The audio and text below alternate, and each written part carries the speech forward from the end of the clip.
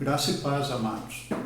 Nós estávamos meditando na palavra de Deus em Efésios, capítulo 1, dos versículos 17 e 18. No versículo 17 nós falamos aí da sabedoria e discernimento, espírito de sabedoria e espírito de discernimento que Deus nos dá, diferente do conhecimento humano, da sabedoria humana, mas nós falamos da sabedoria que Deus nos dá. Nesse versículo 17, Paulo faz a oração aos Efésios e, lendo novamente, ele fala: peço que o Deus do nosso Senhor Jesus Cristo, o glorioso Pai, lhes dê espírito de sabedoria e de revelação no pleno conhecimento dele.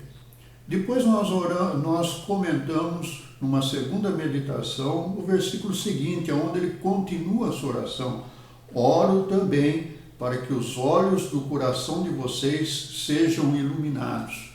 E nós nos remetemos, nesse caso, ao servo de Eliseu, que com a sua visão tão somente no mundo que ele estava vivendo, quando ele olhou para aquele exército vindo ao encontro para atacar Eliseu, né, ele ficou desesperado. Ele falou: meu Senhor, o que nós vamos fazer? O exército está aí, né, cavalos e cavaleiros, né, carruagens. E Eliseu falou para ele que mais aqueles que estão com eles são maior em números do que aqueles que estão ao redor da cidade, sitiados para os atacar. Mas em seguida Eliseu orou: Senhor, abre os olhos do moço para que ele possa ver. E quando após essa oração, Deus abriu os olhos daquele jovem e ele pôde contemplar cavalos e carruagens do Senhor ao redor de Eliseu e dele que estava lá, né? E aí ele viu também o livramento de Deus depois.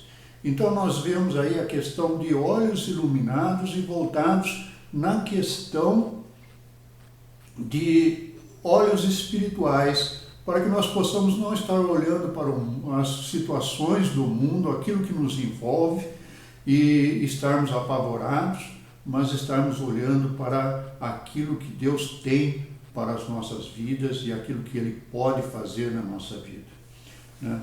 Mas o apóstolo Paulo, nesse versículo, ele continua orando no seguinte sentido: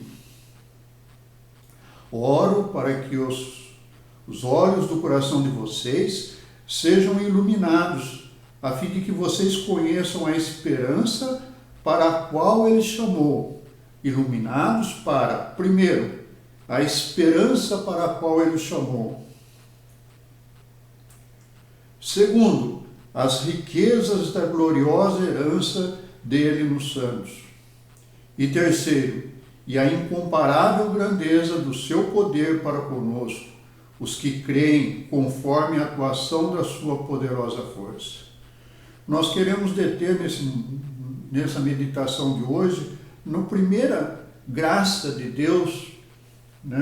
na graça que Deus dá para enfrentarmos as crises com respeito a olhos iluminados. E aí ele fala: olhos iluminados,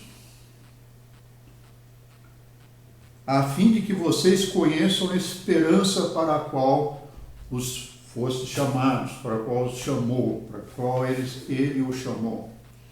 E eu gostaria de lembrar aí, eu estava vendo a respeito de um empresário, né? Na verdade, o Honda, né? Nós conhecemos as motos Honda, carros Honda, né? E a vida dele. Eu sou estilo Honda, né? Eu olhando a história dele, mostra desde criança alguns fatos, mas nós O nosso foco agora é que ele era funcionário de uma empresa, mas ele tinha um sonho, ele tinha um objetivo e ele montou uma pequena fábrica a fim de prestar serviço para uma empresa automobilística, prestar serviço produzindo uma peça especial do motor para essa empresa. E ele montou essa fábrica com um contrato nessa empresa. Mas devido à empresa que ele montou, as situações que ele colocou, não tinha uma qualidade requerida por essa empresa automobilística. E ele perdeu esse contrato. Então ele ficou a zero na vida. Mas ele tinha um sonho. Então ele se propôs a montar uma fábrica realmente equipada, estruturada, a fim de produzir peças com qualidades conforme o requisito daquela empresa. Só que tinha um problema, ele estava em guerra, na época era em guerra, e em guerra todos os materiais essenciais para a indústria bélica são destinados a essa indústria e falta esse material no mercado. E a matéria-prima para construir o edifício, a fábrica, ele era cimento, e cimento era usado na indústria bélica, não tinha à disposição no mercado.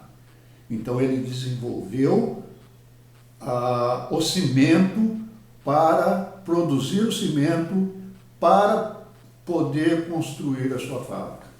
Montou a sua fábrica, conseguiu a renovação de contratos, não só fornecimento dessa empresa, né? Cresceu a ponto de montar uma segunda fábrica em outra cidade.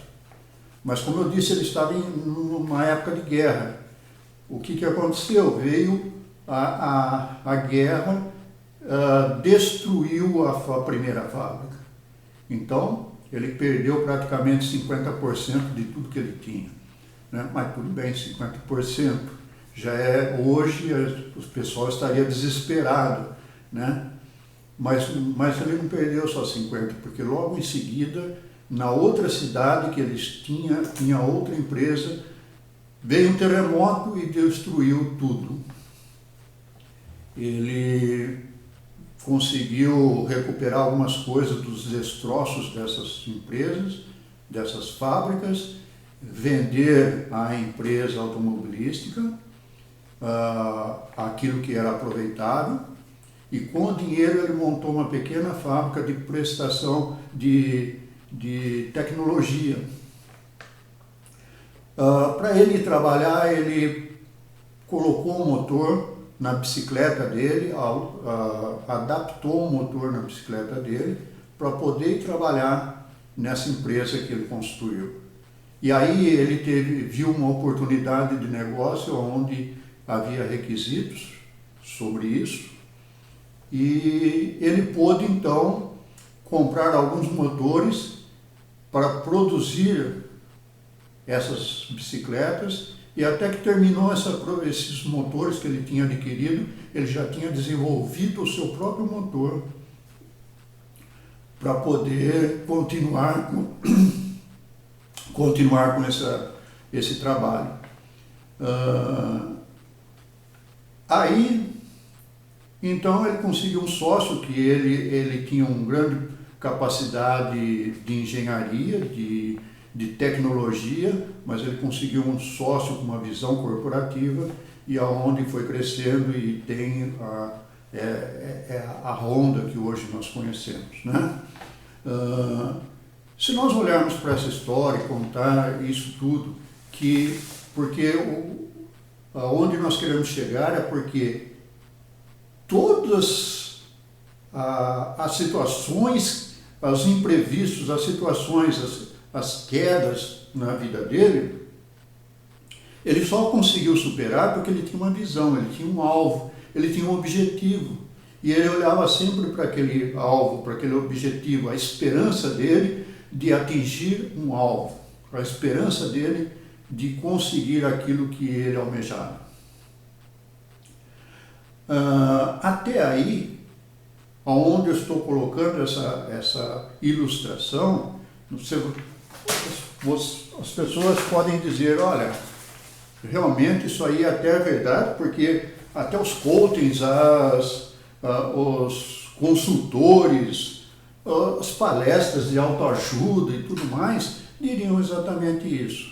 Tudo bem, mas o que Paulo está dizendo, olhos iluminados, na esperança da vossa vocação, ele vai além disso aí. Nós estamos só apenas ilustrando aquilo que Paulo está querendo dizer, no sentido de que nós temos uma missão, nós temos Deus nos colocou um ministério na nossa vida, Deus colocou um propósito, Deus colocou algo na nossa vida que, se nós estivermos com os nossos olhos voltados para aquilo que Deus tem colocado como propósito para a nossa vida, então as coisas vão estar no nosso mundo nos envolvendo, tentando nos arrancar desse propósito, mas nós estando com esses olhos voltados para aquilo que Deus tem como propósito na nossa vida, com certeza nós vamos superar todas as adversidades da nossa vida. Nós passamos por adversidades, tribulações, alguns mais, outros nem tanto, mas todos passamos por adversidades. Alguns podem estar falando, nossa, mas a minha vida você não conhece, como está agora. Mas qual é o propósito que Deus tem para a sua vida? Você tem os olhos firmados para aquilo que Deus quer fazer na sua vida, porque Ele tem um propósito muito grande. Que você esteja olhando para aquilo que Deus tem para a sua vida, olhando para qual é o propósito que Deus tem na sua vida, está voltado para aquilo que Deus quer. Esteja orando, Senhor, o que é que o Senhor tem como propósito para a minha vida? No ministério que o Senhor tem colocado, porque eu quero estar seguindo esse propósito, eu quero estar com os meus olhos voltados ao objetivo que o Senhor tem para a minha vida, para mim estar caminhando diante disso. Diante de situações, de tribulações, o meu foco, o meu olhar, a minha visão é para aquilo que o Senhor tem proposto para a minha vida. Eu quero estar vivendo segundo o teu querer, segundo a tua vontade. Quero orar agora com você, pedindo para que Deus nos oriente nessa situação, para que nós, diante de tantas tribulações, de tantas coisas que vêm às vezes sufocar a nossa vida, apagar o nosso coração, mas que nós para que possamos estar olhando para os propósitos da nossa vida, da vida que o Senhor tem para as nossas vidas, e estar perseguindo esse alvo, em nome de Jesus Cristo. Senhor, nós colocamos a vida de cada um aqui presente, que está ouvindo essa mensagem, e que o Senhor seja o centro nas suas vidas. Que agora, ó Deus, o teu Espírito possa falar a esses corações, ministrar de uma certa forma, ó Deus, para que eles possam estar entendendo que eles nasceram para um propósito para o Senhor, uma missão específica que o Senhor tem na sua vida, um ministério específico. E esse ministério não significa algo grande, grandioso, de que necessita de cursos especiais, mas aonde estejam plantados, no mais simples lugar, nós temos sempre algo que nós possamos estar vivendo para o Senhor, segundo o teu propósito. E que o Senhor esteja iluminando os olhos de cada um, ó Deus, de cada um de nós, porque eu também preciso sempre desta graça do Senhor, olhos iluminados para enxergar o alvo que o Senhor tem, o alvo diante do propósito que o Senhor tem para as nossas vidas, e possamos estar firmados nesse propósito, em nome de Jesus. Amém.